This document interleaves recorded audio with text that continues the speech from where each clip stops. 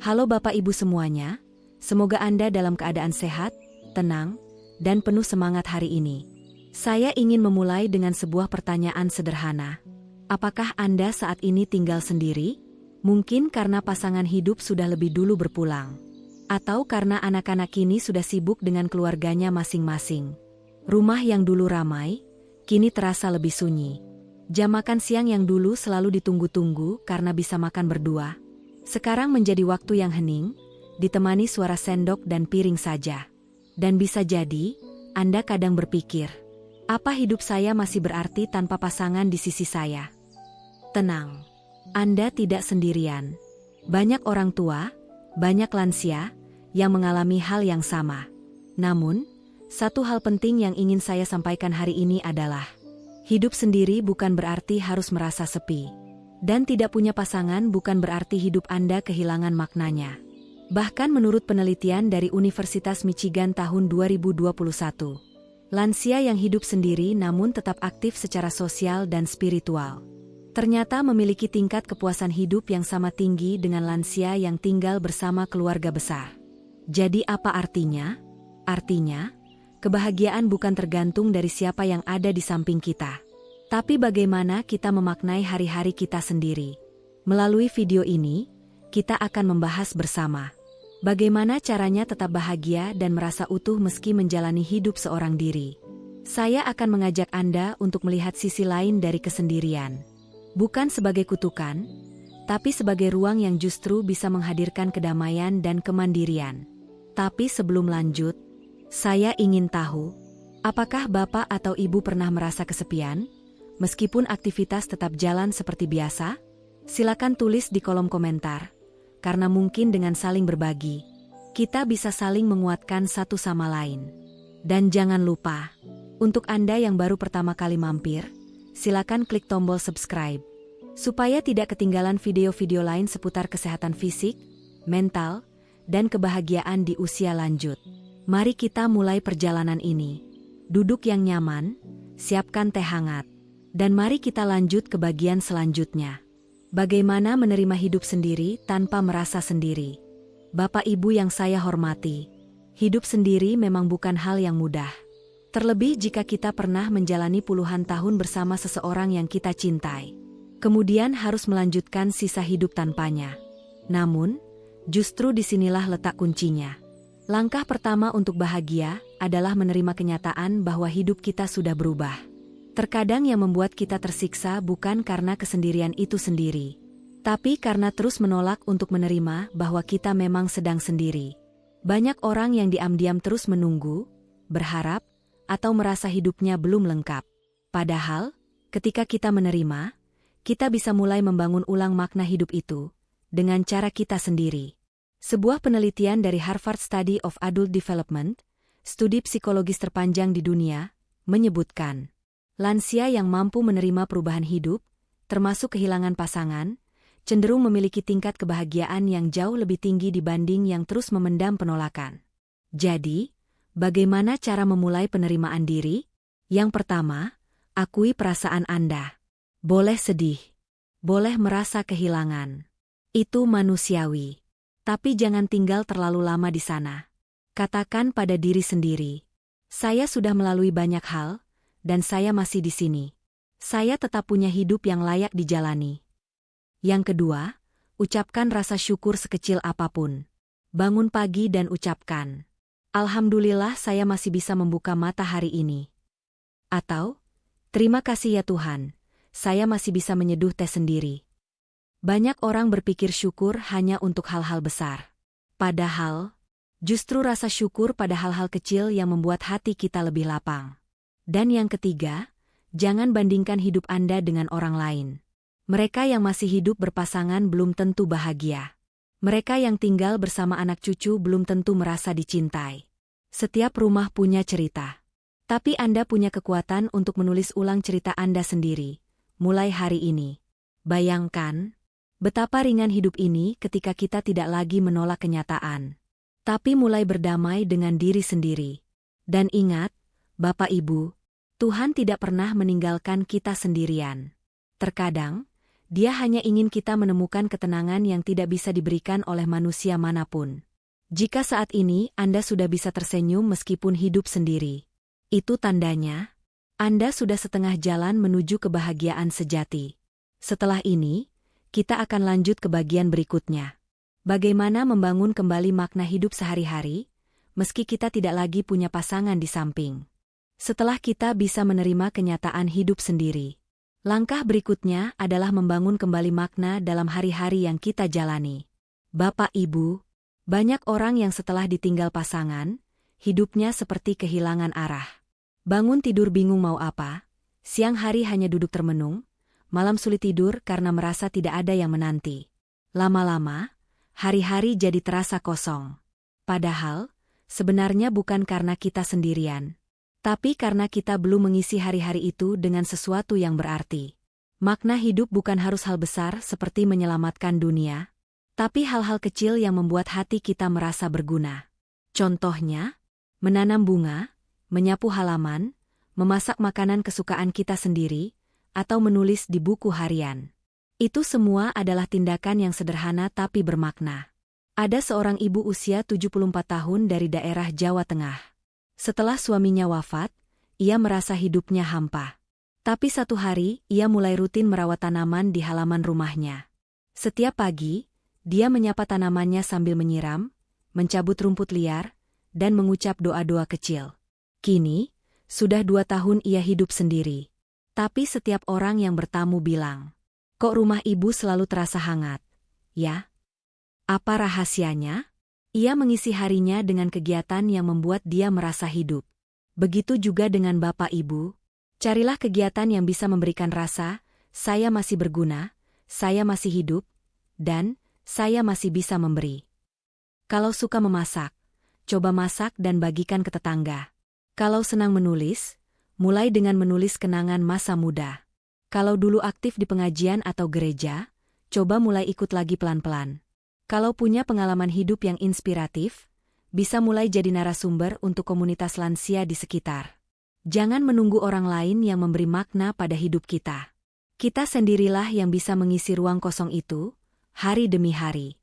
Dengan kegiatan yang sederhana, tapi dilakukan dengan hati. Dengan rutinitas kecil, tapi diulang dengan cinta. Itulah cara membangun kembali makna hidup, walaupun kita berjalan sendiri. Setelah ini, kita akan bahas bagaimana tetap terhubung dengan dunia luar, agar kesendirian tidak berubah jadi keterasingan.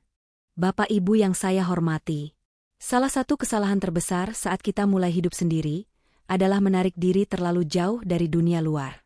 Kita merasa sudah tidak punya teman cerita, tidak punya tempat bersandar, dan akhirnya memilih untuk diam, menyendiri, bahkan menghindar dari interaksi sosial. Padahal, justru dalam kondisi seperti inilah kita paling butuh orang lain. Bukan untuk bergantung, tapi untuk berbagi perasaan dan energi positif. Sebuah penelitian dari University of California, San Francisco, UCSF, pada tahun 2020 menemukan bahwa lansia yang mengalami kesepian karena kurangnya koneksi sosial memiliki 45% risiko lebih tinggi terkena penyakit kronis seperti tekanan darah tinggi, gangguan jantung, bahkan penurunan daya tahan tubuh. Artinya, bukan hanya hati yang terasa hampa. Tubuh pun ikut melemah ketika kita tidak punya relasi sosial yang aktif. Namun saya tahu, tidak semua lansia punya keluarga yang tinggal dekat. Tidak semua juga punya anak yang bisa sering berkunjung. Lalu, apa solusinya? Jawabannya adalah, mulai dari sekitar kita. Dunia luar itu tidak selalu jauh. Kadang ia ada di balik pintu pagar rumah kita. Di warung tetangga, di musola dekat rumah, atau bahkan di tukang sayur yang lewat setiap pagi.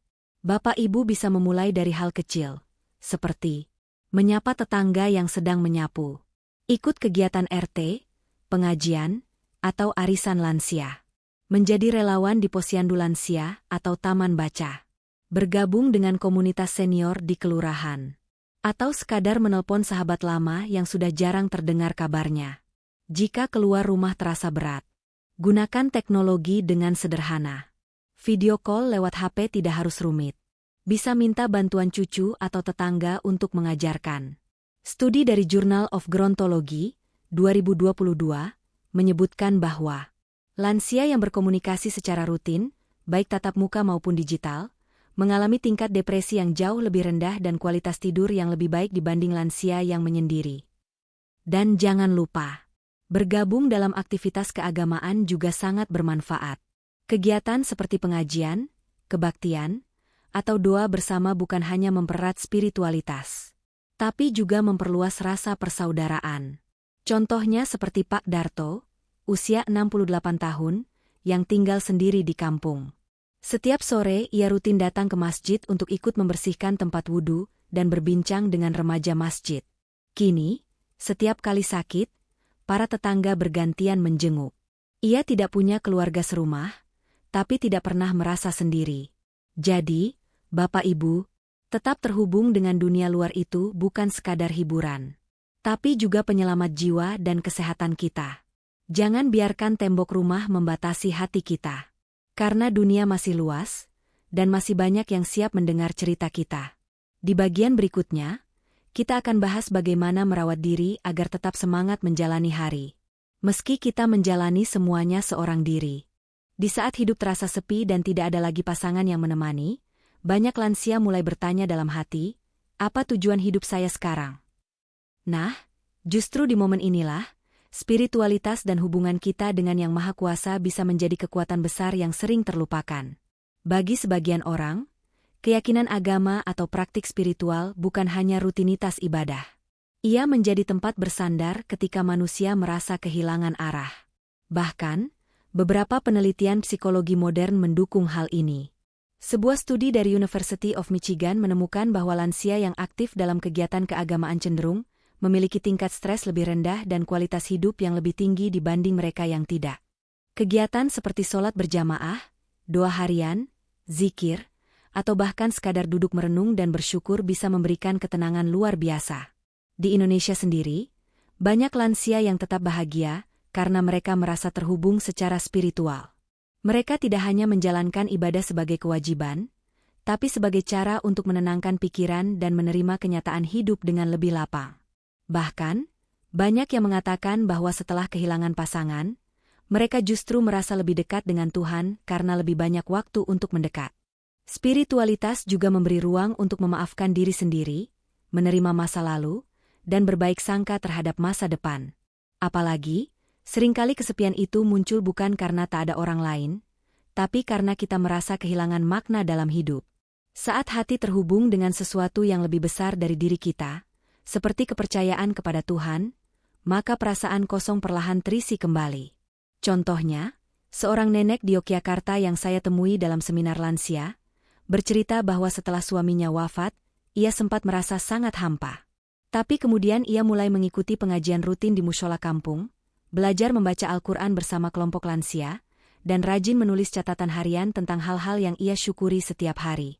Katanya, hidupnya kini lebih damai, dan ia merasa punya tujuan baru, membagikan semangat kepada lansia lain.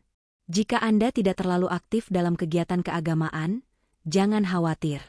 Spiritualitas bukan melulu soal agama formal. Merenung di alam, memaafkan diri sendiri, berdoa dalam hati dengan bahasa yang Anda pahami sendiri, semua itu bagian dari perjalanan batin yang sangat penting. Menyalakan lilin di malam hari sambil mendoakan anak-anak Anda, atau sekadar duduk tenang melihat matahari terbit sambil mengucap syukur, itu pun bentuk spiritualitas yang bisa membuat batin lebih kuat.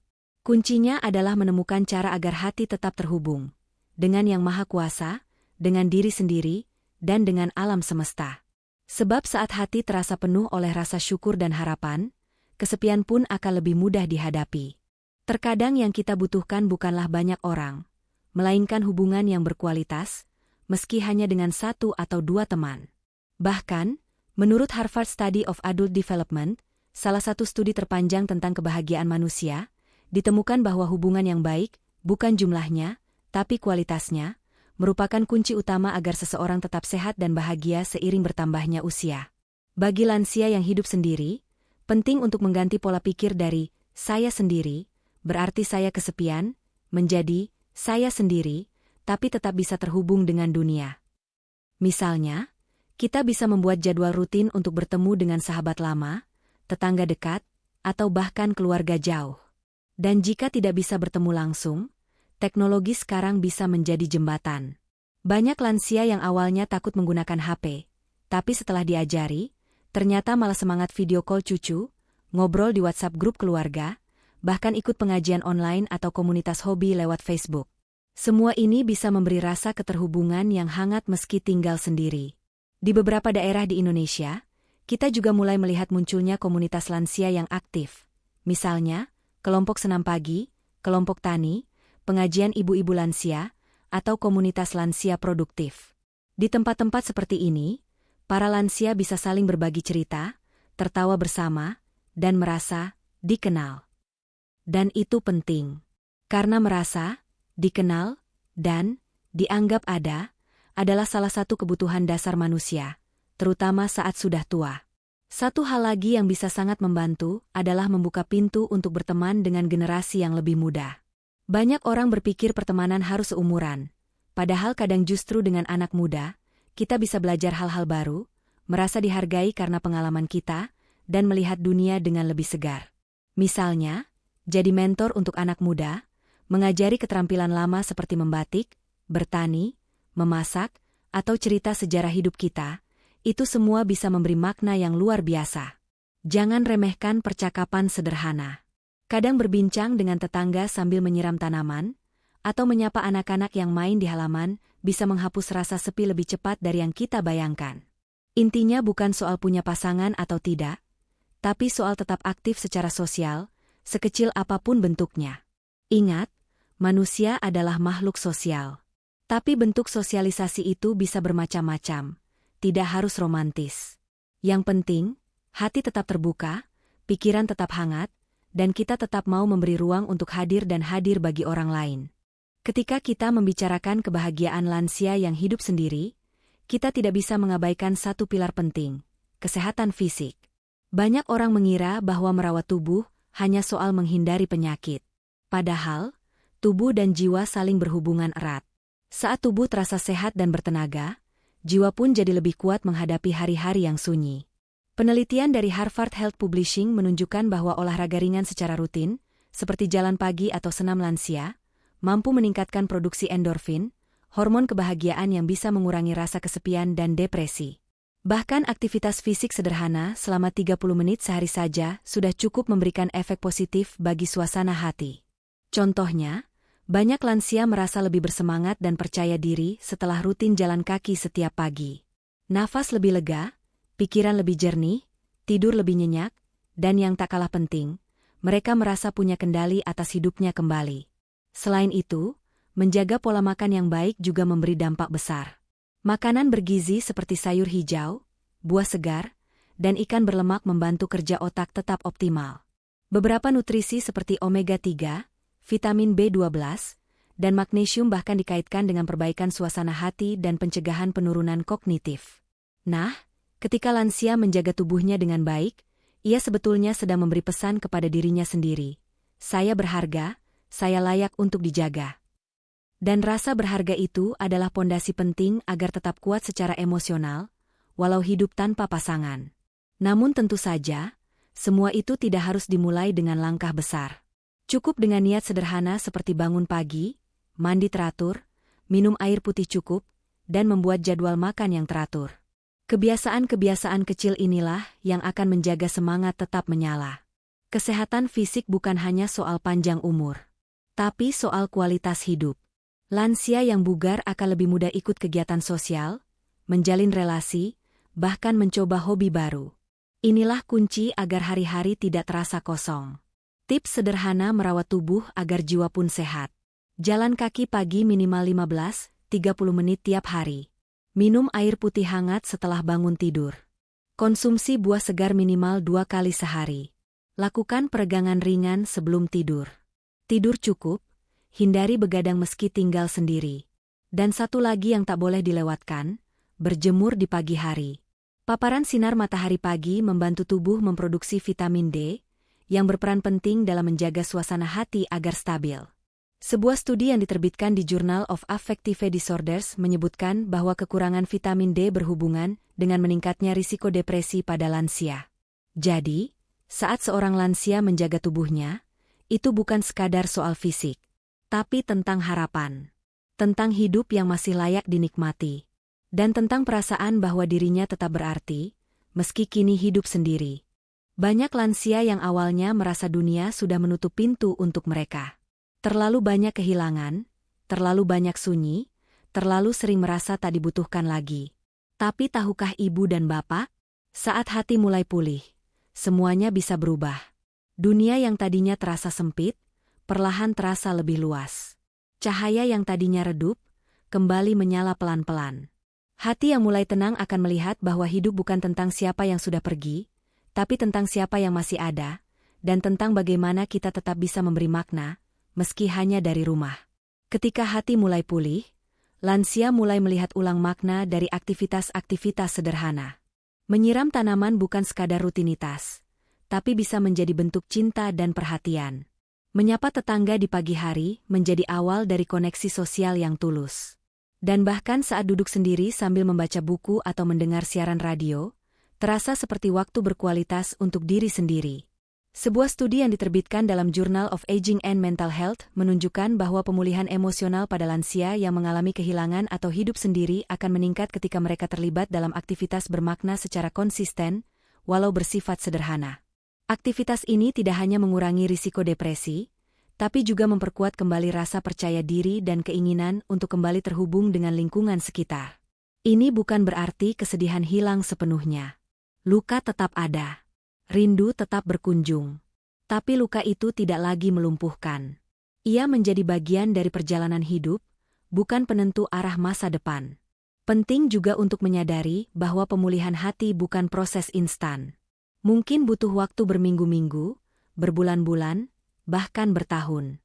Tapi setiap langkah kecil yang kita ambil ke arah penerimaan dan keterbukaan adalah langkah yang sangat berarti. Ada lansia yang mulai membuka diri dengan ikut kegiatan posyandu lansia, ada yang belajar mengaji atau ikut pengajian kelompok kecil. Ada juga yang mengasuh cucu atau anak tetangga dengan kasih sayang yang luar biasa.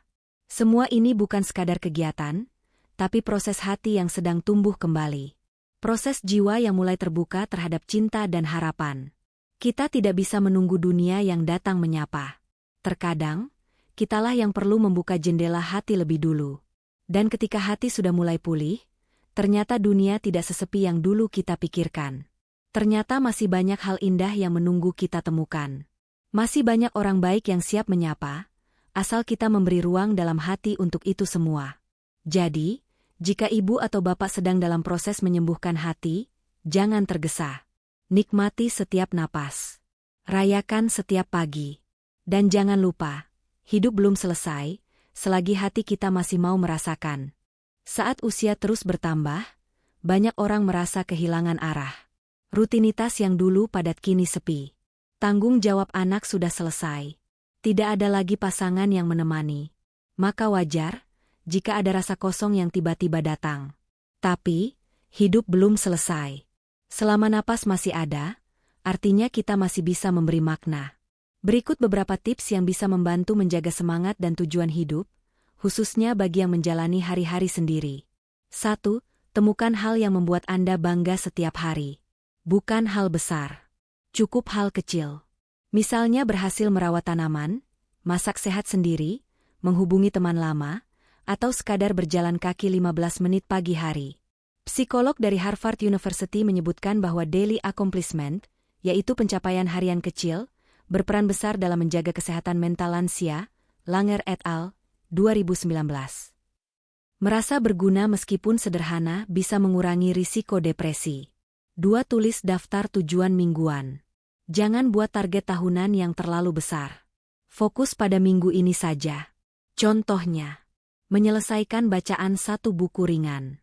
Menulis surat untuk anak atau cucu. Menjaga pola makan selama 5 hari. Menyumbang pakaian ke tetangga. Ini bukan soal hasil, tapi soal arah. 3. Bangun rutinitas pagi yang bermakna. Pagi hari adalah kunci. Jika pagi dimulai dengan rasa semangat, seluruh hari jadi lebih ringan. Contoh rutinitas pagi yang direkomendasikan. Bangun sebelum matahari terbit. Berdoa atau meditasi. Jalan pagi ringan atau peregangan.